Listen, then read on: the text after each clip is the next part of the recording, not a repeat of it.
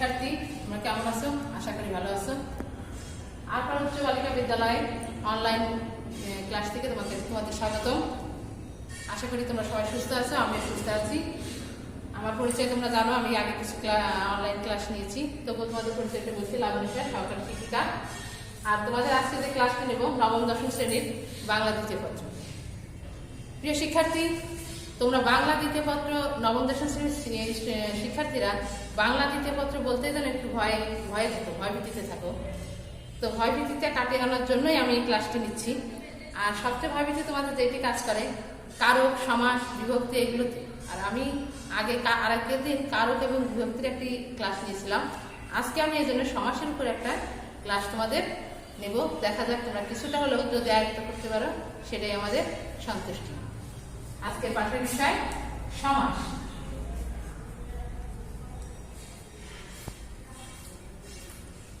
প্রিয় শিক্ষার অর্থ হচ্ছে সংক্ষেপণ, অর্থাৎ একাধিক পদকে এক করাই হচ্ছে সমাস। অর্থাৎ তুমি বড় কোনো বাক্যকে সংক্ষেপে করাই হচ্ছে সমাস। তাহলে সমাস শব্দ বলতে আমরা বুঝি, যেমন আমি যদি বলি দেশের সেবা, একে আমরা সংক্ষেপে কি করতে পারি? দেশ সেবা। দেখো বাক্যটি এই র বিভক্তিটি উঠে গিয়ে বাক্যটি এক বাক্যে পরিণত হলো দেশ সেবা, ছোট হয়ে গেল। তাহলে এটাই হচ্ছে সমাস। এবার আসো, সমাসের কিছু বিষয় আছে। সমাস প্রক্রিয়ায় সমাসবদ্ধ বা নিষ্পন্ন পদকে বলা হয় হচ্ছে সমস্ত পদ। অর্থাৎ সমাস প্রক্রিয়ায় সমাসবদ্ধ যে পদটি হচ্ছে সমাস করে, সমাস হয় যেটিতে, সেটাকে বলে সমস্ত পদ। এবং সমস্ত পদ বা সমাসবদ্ধ পদের অন্তর্গত প্রত্যেকটি পদকে বলা হয় সমস্যমান পদ। তাহলে এবার সমাসযুক্ত পদের পূর্বের অংশকে বলা হয় হচ্ছে পূর্বপদ এবং পরের অংশকে বলা হয় পরপদ। যেমন দেখো, বিলাত হইতে ফেরত। এখানে বিলাত এইটুকু হচ্ছে পূর্বপদ, আর হইতে ফেরত এটুকু হচ্ছে পরপদ। অর্থাৎ সমাসবদ্ধ বাক্যের যে পূর্বে অংশ থাকে সেটি হচ্ছে পূর্বপদ, এবং পরের যে অংশটি থাকে তাকে বলা হয় হচ্ছে পরপদ বা উত্তরপদ। এবার আসো, সমস্ত পদকে ভেঙে যে বাক্যটি করা হয় তাকে বলা হচ্ছে বিগ্রহ পদ। অর্থাৎ এই পুরো বাক্যটিকে আমরা বলতে পারি বিগ্রহ বাক্য। এই পুরো বাক্যটিকে আমরা বলবো বিগ্রহ বাক্য। এবার আসো, আমরা সমাস কত প্রকার সেইটি একটু দেখি। সমাস প্রধানত 6 প্রকার।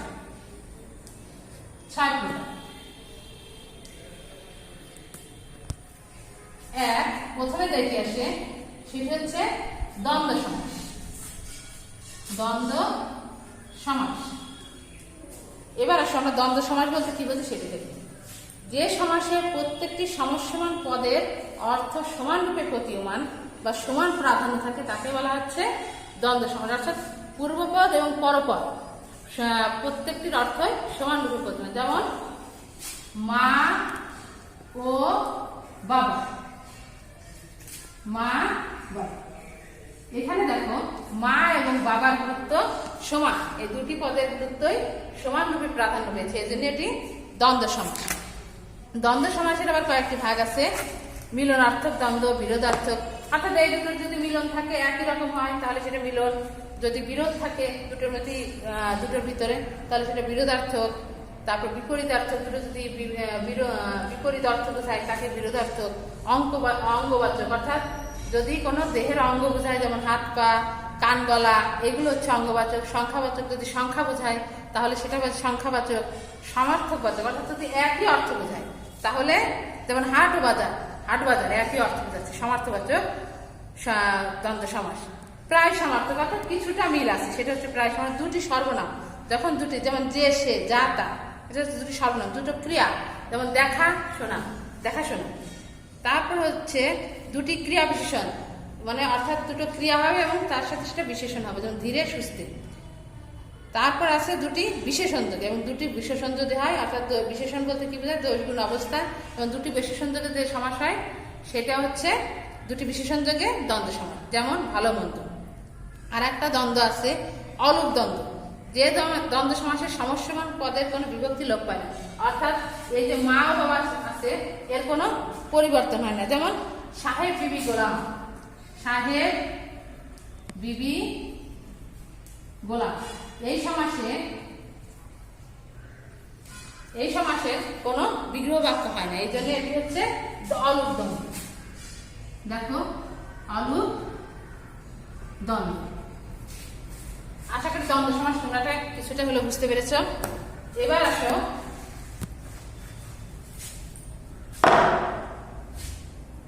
কর্মধারা।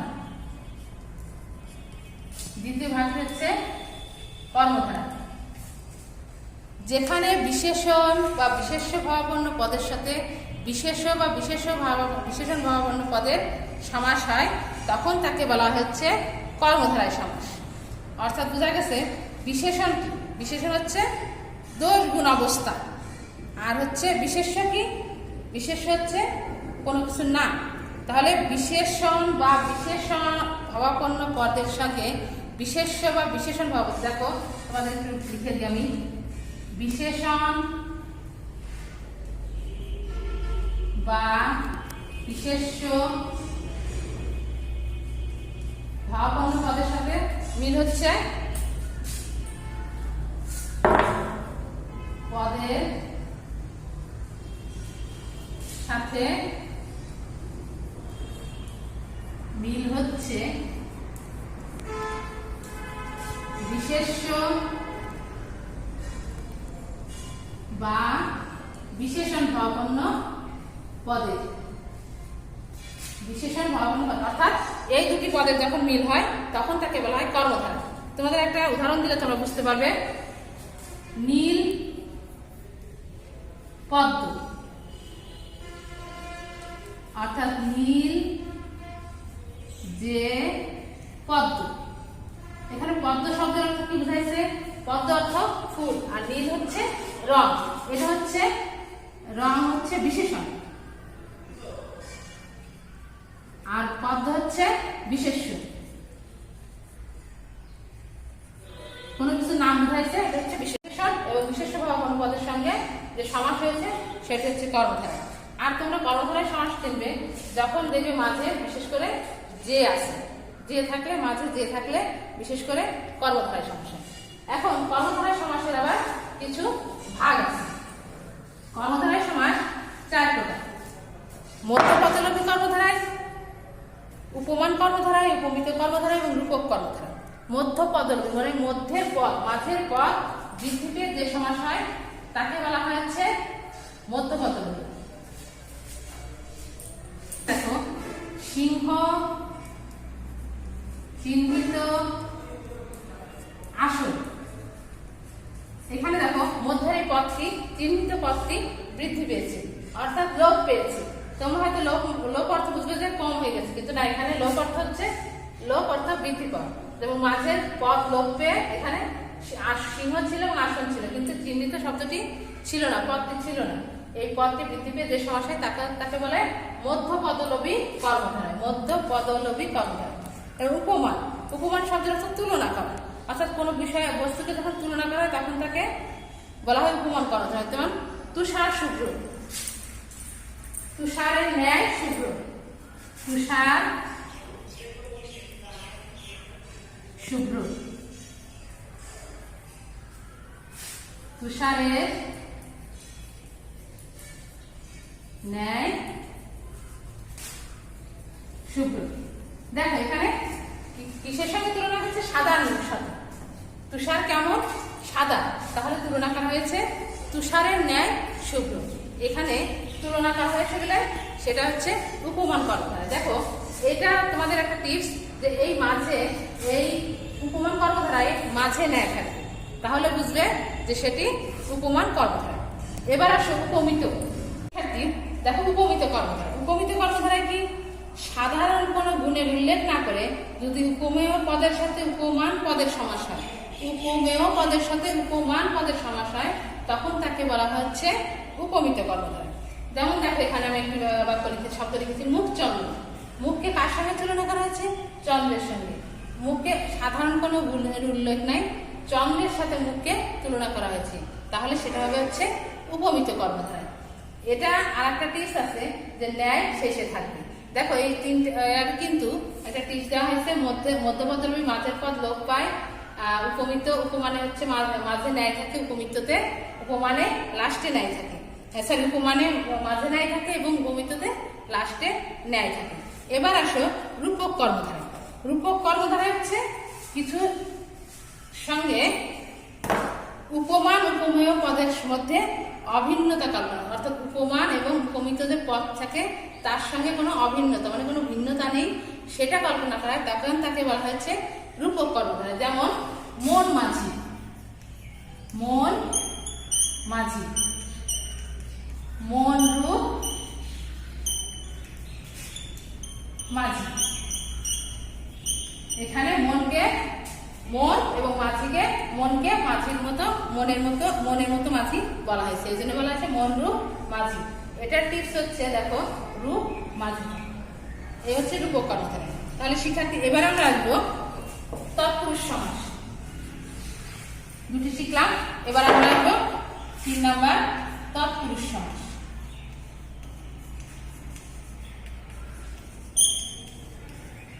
তৎপুরুষ সমাসে পূর্বপদের বিভক্তি লোপ পেয়ে যে সমাস হয়, পূর্বপদের বিভক্তি লোপ পেয়ে মানে বৃদ্ধি পেয়ে যে সমাস হয় তাকে বলা হচ্ছে তৎপুরুষ সমাস। তোমরা জানো বিভক্তি কোনগুলো? কে রে এরে দ্বিতীয়া, কে রে এরে র অন্তস্থ, এগুলো হচ্ছে বিভক্তি। এবার বিভক্তি হচ্ছে গিয়ে তোমাদের 6টি, প্রথমা দ্বিতীয়া তৃতীয়া চতুর্থী পঞ্চমী ষষ্ঠী সপ্তমী। তাহলে এই কয়টি বিভক্তি হচ্ছে তৎপুরুষ সমাসের প্রকারভেদ এই বিভক্তি অনুসারে হয়ে থাকে। এই জন্য তো তৎপুরুষ সমাসকে আমরা 9 ভাগে ভাগ করতে পারি। একটা হচ্ছে দ্বিতীয়া, তৃতীয়া, চতুর্থী, পঞ্চমী, ষষ্ঠী, সপ্তমী, নং, উপপদ এবং অলুক। এই নং, উপপদ এবং অলুক হচ্ছে বেশি, আর দ্বিতীয়া তৃতীয়া বিভক্তিরই রূপ। দ্বিতীয় তৎপুরুষ সমাসে পূর্বপদে দ্বিতীয় বিভক্তি যুক্ত হয়, যেমন নভেল পড়া, নভেল পড়া, নভেল কে পড়া।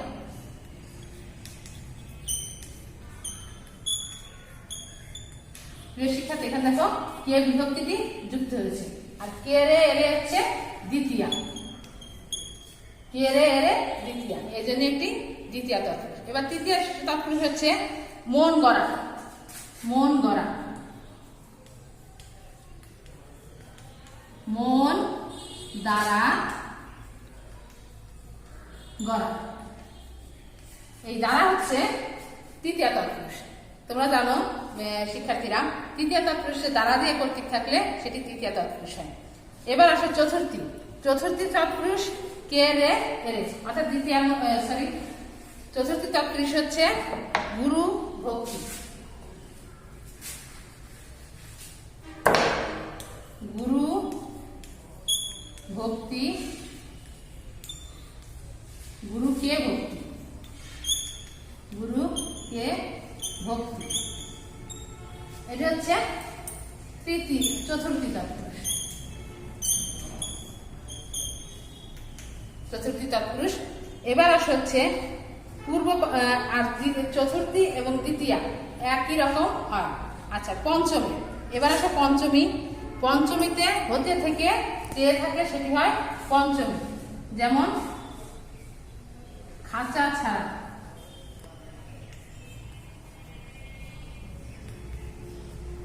খাঁচা হইতে ছাড়া বা হতে ছাড়া। শিক্ষার্থীরা পঞ্চমী তৎপুরুষে মনে রাখবে, এটা হচ্ছে পঞ্চমী। পঞ্চমী তৎপুরুষে মনে রাখবে মাঝে হইতে থেকে বা হতে থেকে যে থাকবে। আচ্ছা এবার আসে ষষ্ঠী তৎপুরুষ। ষষ্ঠী তৎপুরুষ মনে রাখা সবচেয়ে সহজ। ষষ্ঠী তৎপুরুষ পাকা, গাছে পাকা, গাছে পাকা, শিক্ষার্থীরা দেখো এখানে একটু বোঝার বিষয় আছে। তোমরা বলে গাছ পাকা, গাছ এ কোথায়? ম্যাডাম বললেন এ হবে। এখানে দেখো গাছ প্লাস এর সঙ্গে কিন্তু একটি এ বিভক্তি যুক্ত হয়েছে। এই দেখো একটি একার, এই হচ্ছে গাছের পাকা, এই জন্য এটি সপ্তমী তৎপুরুষ। সপ্তমী তৎপুরুষ। নং তৎপুরুষ।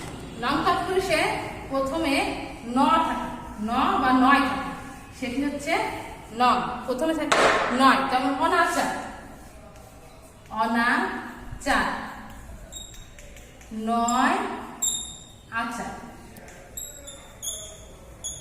এটি প্রিয় শিক্ষার্থীরা, এই দেখো নয় আছে, এই জন্য এটি নং তৎপুরুষ বলে আমরা বলতে পারি, নং তৎপুরুষ। এবার আসো উপপদ। যে পদের পূর্ববর্তী ক্রিয়াঙ্গের সঙ্গে কৃৎ প্রত্যয় যুক্ত হয় সে পদকে উপপদ বলে। অর্থাৎ কৃৎ প্রত্যয় যুক্ত হয়, পূর্বপদের সঙ্গে কি প্রত্যয় যুক্ত হয়? কৃৎ প্রত্যয় যুক্ত হয়, তাকে বলা হয় হচ্ছে উপপদ তৎপুরুষ। যেমন পঙ্কজ, পঙ্কজ, পঙ্কে জন্মে যা। এই দেখো এটি যুগ হয়েছে, পঙ্কে জন্মে যা। পঙ্কে মানে কাদায় জন্মে যা, এটা পদ্মকে বোঝানো হয়েছে। এই যাটি থাকে উপপদ তৎপুরুষ সমাসের শেষে। এবার আসে অলুক তৎপুরুষ। অলুক তৎপুরুষ বোঝা সোজা। অলুক তৎপুরুষে কোনো বিভক্তি পরিবর্তন, বাক্যের কোনো পরিবর্তন হয় না। যেমন ঘিয়ে ভাজা,